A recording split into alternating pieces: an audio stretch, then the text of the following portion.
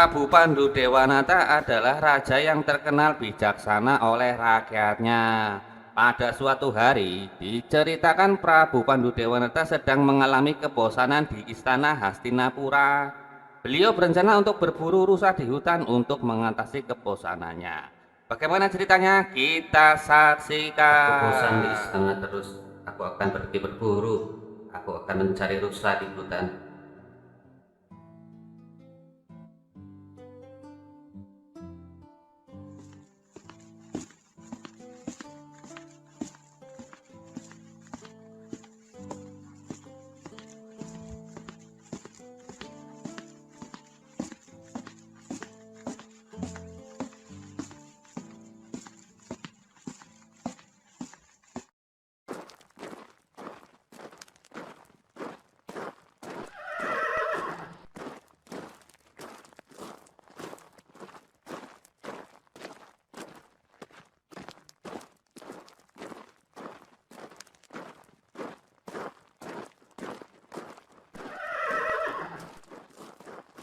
Ayo Demikianlah pasukan, Prabu Pandu semangat. akhirnya berangkat Kita berburu masuk rusa ke di hutan hutan.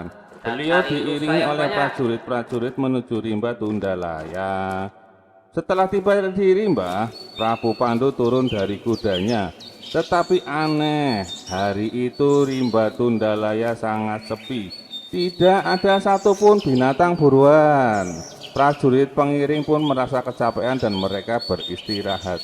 Sementara itu, Prabu Pandu diam-diam terus maju ke tengah hutan. Akhirnya ia tiba di suatu tempat yang pohonnya besar-besar. Tiba-tiba tampak dua ekor rusa yang sedang memadu kasih atau sedang bermesraan. Melihat rusa itu, maka Prabu Pandu melepas anak panahnya. Dari tadi aku sudah jauh berjalan di hutan, tapi sampai sekarang kok belum menemukan hewan satupun ya. Apakah hari ini hari sialku ya?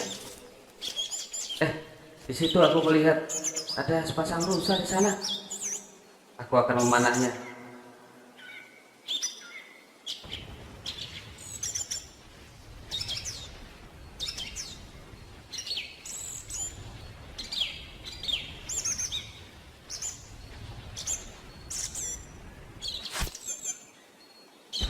Kurang ajar. Siapa itu? Siapa yang berani mengganggu aku?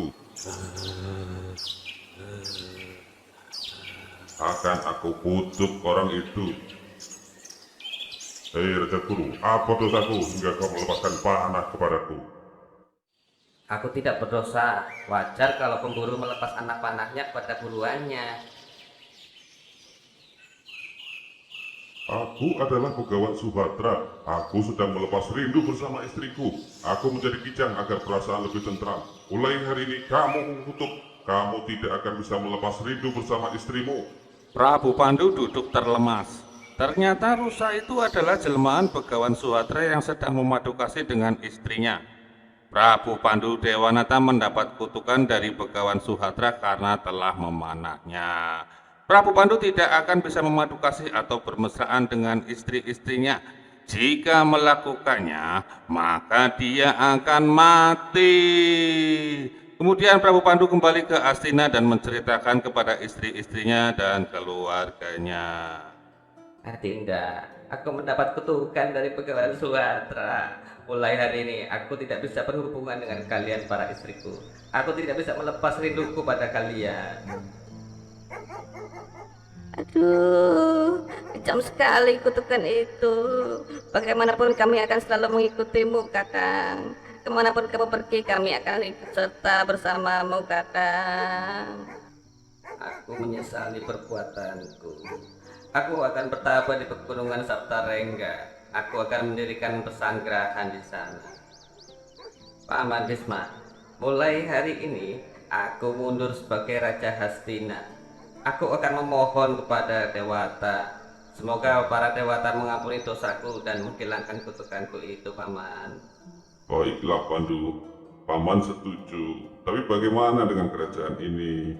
Siapa yang akan menjadi raja selain kamu?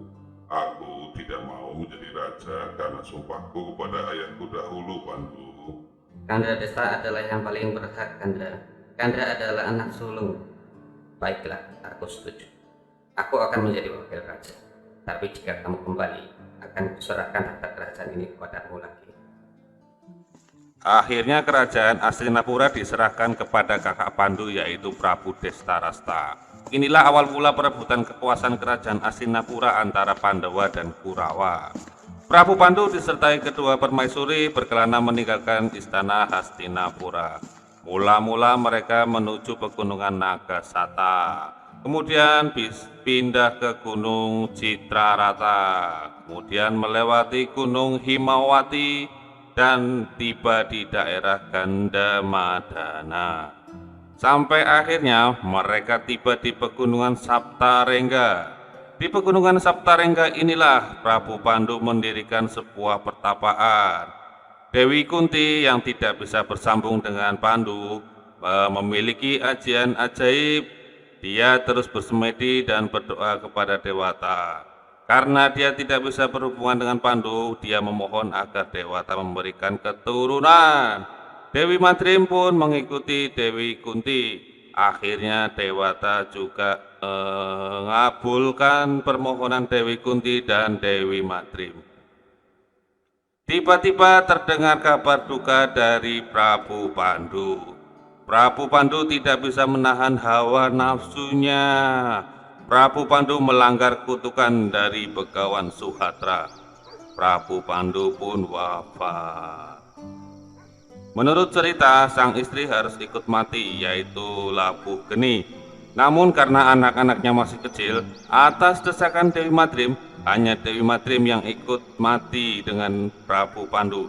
Sementara Dewi Kunti menjaga anak-anaknya yang masih kecil. Dewi Madrim pun ikut menceburkan diri di dalam api.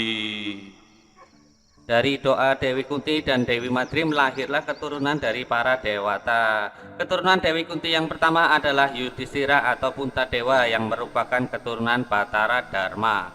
Yang kedua adalah Bima atau Werkudara, keturunan dari Batara Bayu. Yang ketiga adalah Arjuna, yaitu keturunan dari Batara Indra. Sementara itu, dari doa Dewi Madrim lahirlah keturunan kembar bernama Nakula dan Sadewa yang merupakan keturunan Betara Aswin.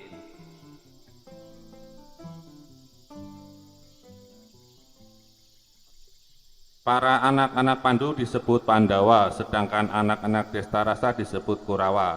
Para Pandawa pun saat ini telah beranjak dewasa. Mereka semua diasuh oleh Bisma dan menetap di Hastinapura. Para Pandawa dan Kurawa memiliki guru yang sama, yang sakti, yaitu bernama Pandita Durna. Pada suatu hari, Pandawa sedang bermain di Taman Hastinapura. Datanglah para Kurawa dan mengganggu mereka. Baiklah, ayo kita main bola aja.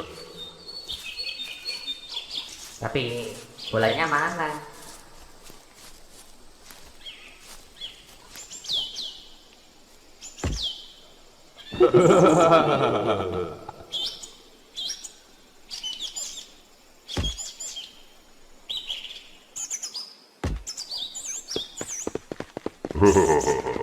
Marilah kalian pengecut. Datanglah Pandita Durna bersama Prabu Destarasta. Pandita Durna berencana mengadakan suatu pertandingan. Tujuannya adalah memperlihatkan kecakapan atau kepandaian para murid-muridnya.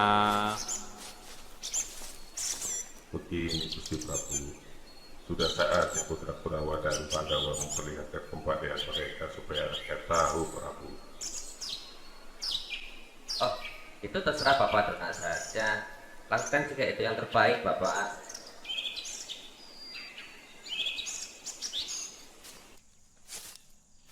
Aku akan mengadakan pertandingan. Kalian harus menunjukkan kepandaian kalian ya. Jangan buat aku malu. Keluarkan semua kemampuan kalian ya. Dimulailah pertandingan itu ditonton oleh ribuan orang. Pertandingan pertama antara Citraksa dan Citraksi. Pertandingan ini dimenangkan oleh Citraksa.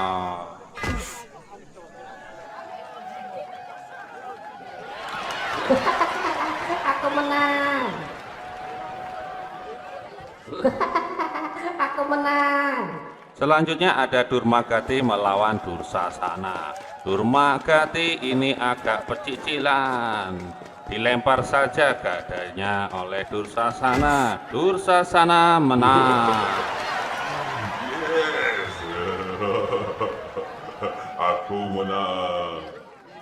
Selanjutnya pertandingan tangan kosong antara Duryudana atau Suyudana melawan Bima atau Werkudara. Pertandingan seru sekali, namun akhirnya dimenangkan oleh Bima.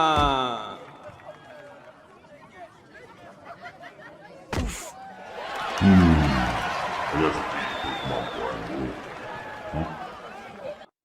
Pertandingan terakhir adalah antara Arjuna melawan Aradea. Aradea ini adalah seorang pelayan di Astina tapi masih murid Durna. Ternyata Aradea adalah putra Dewi Kunti dengan Batara Surya atau Dewa Matahari sebelum menikah dengan Pandu. Aradea memiliki fisik yang mirip dengan Arjuna, baik mukanya maupun badannya. Mereka berdua sama-sama jago memanah dan sama-sama sakti. Pertandingan berjalan seru dan terpaksa dihentikan agar tidak menimbulkan korban. Atas jasa Aradea ini, Duryudana meminta agar Aradea diangkat derajatnya dan menjadi adipati. Nama Aradea pun berubah menjadi Adipati karena inilah asal mula Aradea menjadi adipati di Awangga.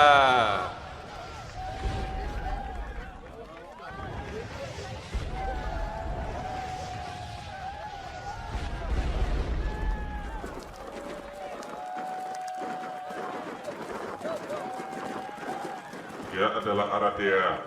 Mulai hari ini dia adalah saudara Kurawa. Angkatlah derajatnya, Ayahanda. Angkatlah dia jadi adipati. Jika usulmu tidak direstui, pasti akan jadi kacau.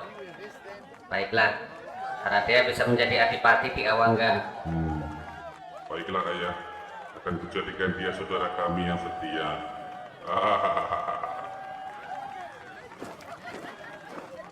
Hei Aradea, mulai hari ini kamu adalah Adipati Awangga. Namamu mulai hari ini adalah Adipati Karna. Terima kasih Baginda, hamba sangat senang.